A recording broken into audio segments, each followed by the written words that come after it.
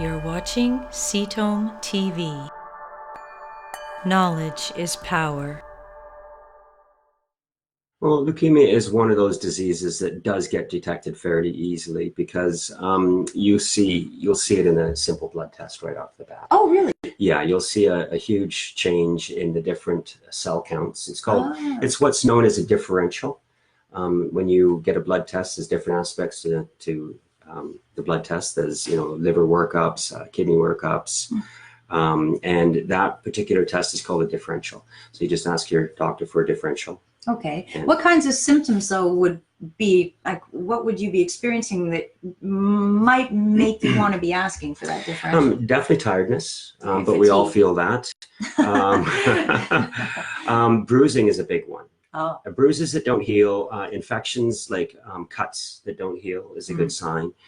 And getting sick all the time, although a lot of us get that with the new virus strains out there.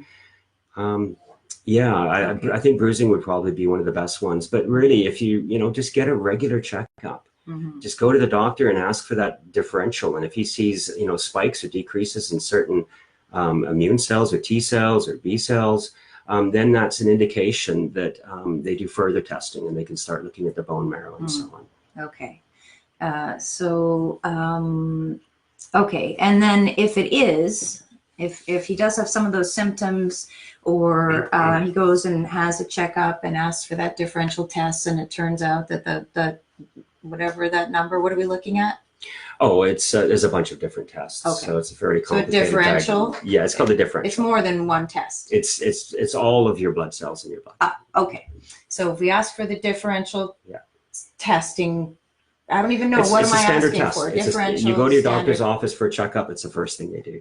Oh, if you go to emergency, it's the first thing they do. Oh, okay. So you don't even have to say, I think I might have leukemia, please give me a differential. No, they're going to do that. They're going to do that anyway. Okay. Yes. And then if those, whatever numbers they're looking at, that complicated process, they will know if there's something more. Yeah. It's fairly well diagnosed. Okay. It's not like solid tumors.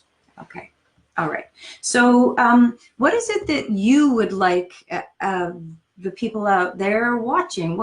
What would you like them to know about maybe the different types of leukemia or treatments that exist, or some of the things that you've seen in some of your patients that you could have been avoided with certain things, or you want people to be looking out for? Well, I thought today what would be a good idea is to focus on a form of leukemia that is very deadly. And that has not had much changes in the treatment protocols in many, many years, but has recently just seen a boom of new activity. Meaning in research or in people diagnosed? Treatment. Yes. Okay. So lots of new treatments. Yes. Okay. Yes. Up until now, it's been a desert for treatments for this particular subtype. Okay. What are we talking about? So I got a call last week from a patient who had been diagnosed with AML, and this is a disease that's quite deadly. It happens in children and adults, and typically you have a very short survival. The main treatment is a form of chemotherapy, and the drugs are called cytarabine and daunorubicin. Now, cytarabine, I believe, is from '69. It was approved in '69, and daunorubicin was approved in like 1979 or something. Old. So what type of leukemia is this? This is AML. Okay. So I was quite surprised when this patient told me that they were actually being treated with this combination of drugs. And so the protocol is called the 7+3 regime. And that's where you get, it's a ratio of the two drugs that seems to work the best. Of the two older drugs? Yes, the two older drugs. So you're still talking about what's normally done? This is standard treatment. Okay. Yes. Okay. Yes. So AML, also known as acute myeloid leukemia, it affects the myelogenous cells. But anyone with leukemia knows what AML is. It strikes fear in the hearts of most people, including doctors. And because of that, it's been a very, very deadly disease. So I was quite quite concerned hearing from this person, and this patient was in British Columbia, and they were being treated with the standard 7+3 regime, or 2 chemotherapy drugs. And then the next thing that they do, if your counts don't go down, your blood cell counts don't go down, is they give you if they do go down, then you can get what's called a stem cell transplant, and that will work for a few years, but it's a horrendously invasive process. But that again is part of the standard, the kind of the old approach. Yes. Okay. I mean, stem cell treatments can be somewhat curative, depending, but it depends on many factors. And the way it's gauged right now is when they give you this 7+3 regime, if your cancer comes back at a certain time period, then you're considered ineligible for a stem cell transplant. If it doesn't come back for a certain period of time, then you are able to get the stem cell transplant. So it's kind of how well you respond to this standard chemotherapy regime. Gosh, okay. Which again is like, it's just as old as me. Yes, exactly. Holy schmoly. Yes. So there's just been, in the last, I would say 3 years, there's been almost 14 new drugs for AML. And this is probably one of the biggest changes in any cancer that we've ever seen. And why is that? What do we now know that we didn't know? Or so what's happening? the reason is from genetic sequencing. What they've discovered is a bunch of different pathways in different patients. And so everyone's AML, as we obviously know, is going to be unique. So because everybody's cancer is unique, Exactly. Not specific to AML. Exactly. But now, thanks to genetic testing, we know everybody's mutations are unique to them. Yes. So one of the things that has really changed AML is the discovery of some key pathways that are in groups of AML patients. So one of them is called the hedgehog pathway.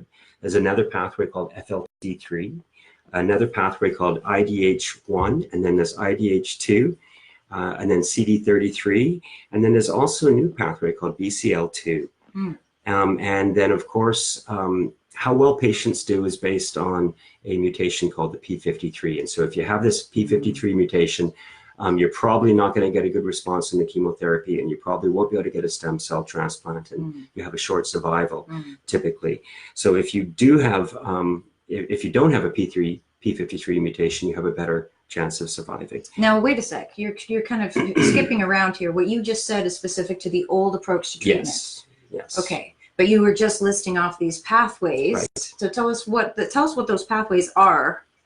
Okay, well, I'll get to them in a minute. Oh, okay.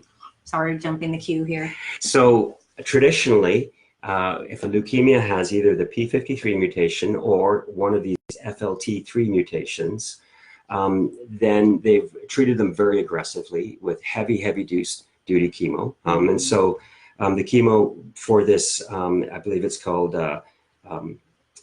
intermediate dose cytarabine and high dose cytarabine. So if you have FLT3 or P53, they'll give you this high dose of this drug, and it's not typically very effective. It maybe improves survival by a month or so, but it really puts people through a lot of things.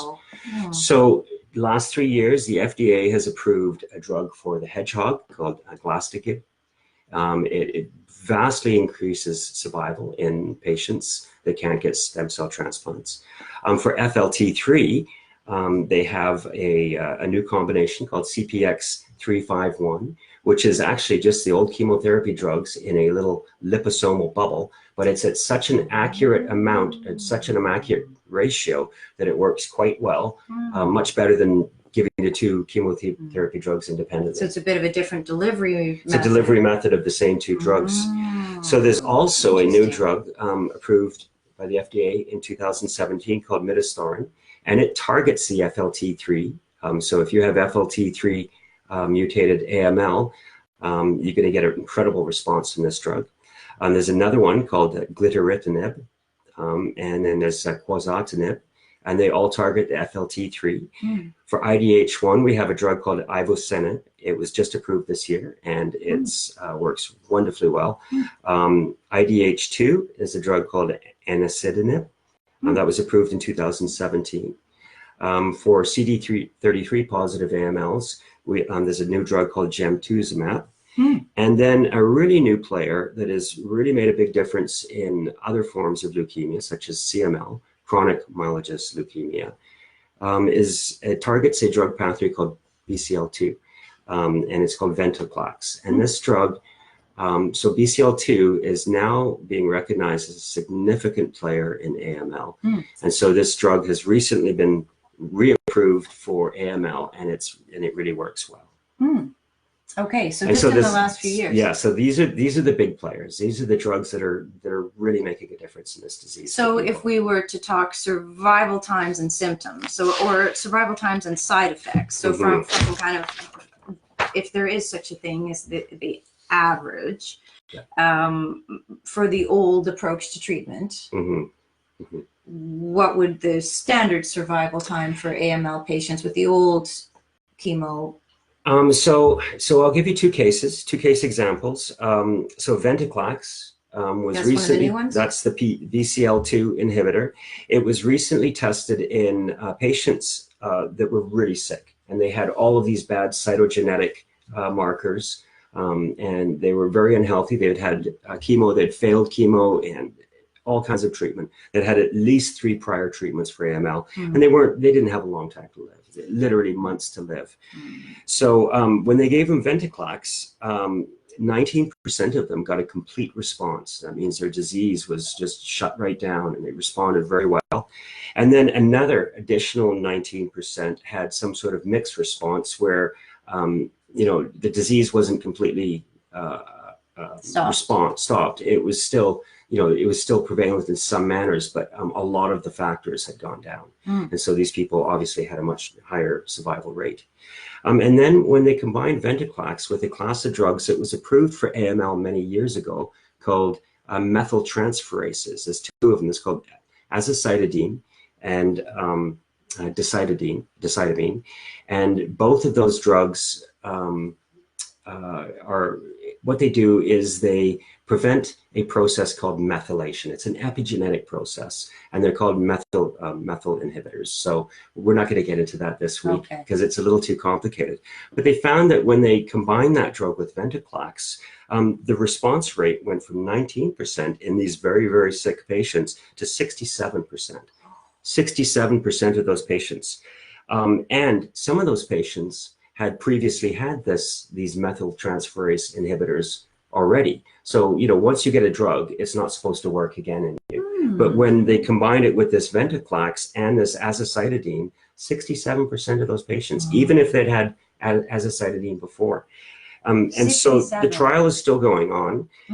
What was really amazing is that they did 2 doses, and in the very low dose, which was what the very, very sick people could handle, the average survival, so that means when half of the people died in the trial, was 17.5 months. And this is, these are people that probably would have had weeks. Right. So they got another year and a half. More importantly, the people that had the higher dose that were a little healthier, their survival hasn't been reached, and that trial is still going on. Wow. So they're still alive. We don't know if they're cured. We just know the disease has not returned. Wow. And so that is really something. Wow. And that is it's just the combination of those two it's drugs. putting them together. Yes. Wow. Now, I'd like to briefly talk about a case report that we had recently. We had a young man, I'll call him Joseph for now, a very young man, very healthy, and he just came down with AML one day. So initially, this was, I guess, about a year and a half ago, he was given what's called the 7+3, the standard chemotherapy. Now, he failed that immediately. So his doctor put him on another old drug called vincristine. Now, is this happening in Canada, or what this country is in BC. This is in British Columbia, British Columbia. Okay. Yeah. So he failed that too. And basically what they found out is that he had a very rare case. He had a case of AML that was mixed with another type of leukemia called ALL. Okay. Acute so that's lymphocytic to have leukemia. those 2 together. No, so having the 2 together, it's called mixed phenotype, and it's not that common, but it creates a real problem for treatment because what are you going to treat, the AML cells or the ALL cells? They're two different cell groups. So that was a real problem. So luckily, his doctor ordered a small genetic sequencing test. Now, what was quite interesting is his doctor, I guess he didn't really read the genetics test, but we were able to access it and we were able to see what mutations he had. So as I mentioned, those previous mutations, the doctor assumed that he had a FLT3 mutation because he wasn't responding. So he gave him this new drug, midostaurin. It was approved in 2017. He got it through a clinical trial, so kudos to the doctor for doing that. But unfortunately, this poor boy did not have an FLT3 mutation. So not only was the drug a complete waste of time, it was a waste of money, it was a very expensive drug. And you know, this patient just got sicker and sicker and sicker. So, you know, there is a problem right there. He had the genetic information and he just randomly gave him a drug that had no chance of working in this person because that person didn't have an FLT3 mutation. So we looked at the mutations he did have, and he had this strange combination of mutations. He had the P53, which is definitely a bad thing. He also had this other mutation called an EZH2. And then he had this weird gene combination, a fusion gene called a PICCOLM MLL-T10. And it's basically what it is one gene broke off and attached to another gene. So a gene that's supposed to be turned off causes growth of certain cells, got attached to the mechanism of a gene that's always turned on. So all of a sudden, this gene that's supposed to be turned off got turned on permanently. Oh boy! And so this is obviously something that happened, you know, as an egg to the poor boy. So this is what I call this form of somatic inheritance. Is you know, he was born with this, and you know, there wasn't much he could do to avoid that. So we went through we went through everything, and unfortunately, because he had none of those mutations that these wonderful targeted drugs target, he was not able to get any of those drugs. Although his doctor did put him on one of them, although it was the wrong drug for his subtype. So we did a really extensive workup, and we came to some conclusions. We found out that this fusion gene, this combination of two genes that he had, actually signaled to the target of ventoplax, which is called BCL2. And as we know, the one you were just talking about. And this is the one I was just talking about that was approved for AML. And then we also found out that his P53 mutation, which is a bad factor, also triggers BCL2, or also linked to BCL2. And then he had his other gene, EZH2, also was involved in this BCL2 circuitry. But more importantly, we found out that when a patient has a BCL2 mutation and they have another alteration in a gene called MYC, that particular combination creates this mixed phenotype that he had of two different subtypes. So what that meant was both cancers, although they're occurring in different cells, were being driven by the same genetic mechanisms. So therefore, if we target those genetic mechanisms, it's going to have some sort of response on both cells. So for some reason, his doctor, even though ventoplax is approved for AML, his doctor had not given him that. Probably because he had a mixed phenotype and he didn't know enough about the drug. So we found a study in mixed phenotype where ventoplax combined with azacitidine actually worked in these patients with mixed phenotype in a few cases. So we wrote up a report, we gave it to his doctor, and his doctor was wonderful. His doctor said, we'll give you the drug. We'll give you ventoplax, we'll get it to the tumor group. You know, so kudos to this doctor for doing that. He had to pay for the azacitidine himself because he had already had it. And so the medical system wouldn't cover him for it. And so he went on this treatment. Now, unfortunately, when he came to us, he was very, very late stage. He was given literally weeks to live. So I recently spoke with him about a month ago, and this was probably about 4 months after we first started with him, and he was still alive. He was still on the treatment. He said he felt good. Some of his markers had gone down, and he was waiting for a bone marrow test. So we're not sure where he's at right now, but I think it just goes to show it's really important that you get genetic testing always right away, and you get that genetic testing analyzed properly by various people, hopefully us. Well, I guess that what you're talking about there is that there's a lot of things that oncologists often are on the right track of. Yeah. But again, we have people, oncologists, who have hundreds of patients. Not hundreds, 500. Okay, 500. I'm thinking in the course of a week they might see, but yes, okay, and their whole roster. Yeah. What the research shows is that most oncologists have about 15 minutes per patient, per visit, and a total spread over their entire patient roster of about 2 hours a week maximum for any sort of research or kind of keeping up with what's happening. So this is a really great example of a doctor who started out in the right place in terms of getting that genetic testing have the panel. resources. Just didn't know how to interpret the results effectively, and certainly wouldn't have had the 20 or 30 hours of time that your team put into researching. Exactly. And it was a lot of time. It wasn't easy research. Yeah, no. But I guess that's the point, is there are so many possibilities out there that when your doctor, with the best knowledge that they have and very good intention, tells you that there's no more that can be done, you should not take that at face value. It's so important to get a second opinion, and especially from somebody like Alex, who's going to do 20, 30, 40 hours of research and collaborate with your doctor. The whole goal of cancer treatment options and management and services like that who do research and advocacy for personalized cancer care is that you shouldn't have to travel, you shouldn't have to change doctors. It should be as non-invasive and stressful for you as possible. And nowadays, with the technology that exists and the wonderful internet and all these genetic tests and imaging scans, so much is possible. This person is still alive today. I think an important point too that I would like to finish up with is all of the drugs that I mentioned are available in Canada. The way new drugs get introduced to Canada is the drug company will come to the local cancer organizations.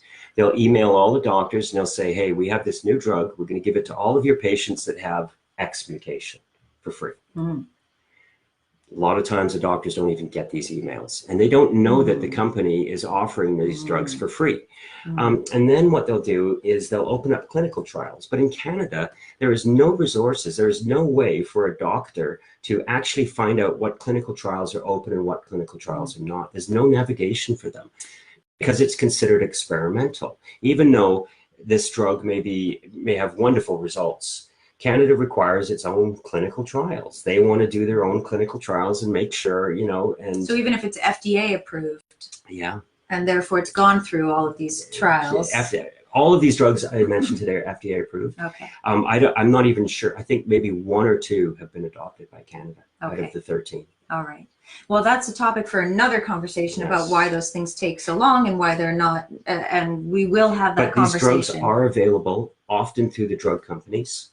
Or through some sort of compassionate access program, or sometimes through the tumor group, or through a clinical trial that is being done in Canada. Yeah. But I can guarantee your doctor is not going to know how to access them.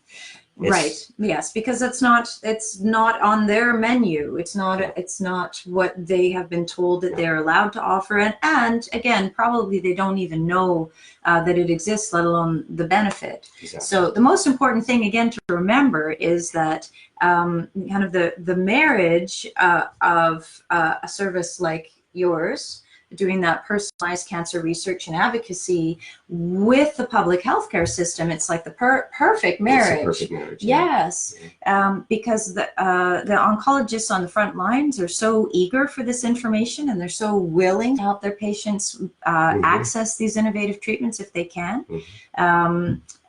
You're saying these ones are available in Canada but not offered yet as part of public healthcare. And we can access any drug. This is true. As long as it's FDA approved, we can access it with a Canadian pharmacist or a Canadian doctor. Even if it's not used in Canada or approved by Health Canada, if it's FDA approved, we could bring it into the country. Right, right. So in my observation, working in this field the last 10 years, of all the patients that we've worked with, there have been less than a handful who have had to pay out of pocket for treatment. The vast majority of the time, we're able to get coverage through the public healthcare system often, or through insurance, or directly from the pharmaceutical company under compassionate access for these innovative treatments. So, people are often thinking, oh gosh, I have to travel, it's going to cost a ton. The vast majority of the time, neither of those things are true, actually, about this personalized cancer care approach. Mm-hmm. Thank you for watching Ketome TV. Subscribe below and stay informed.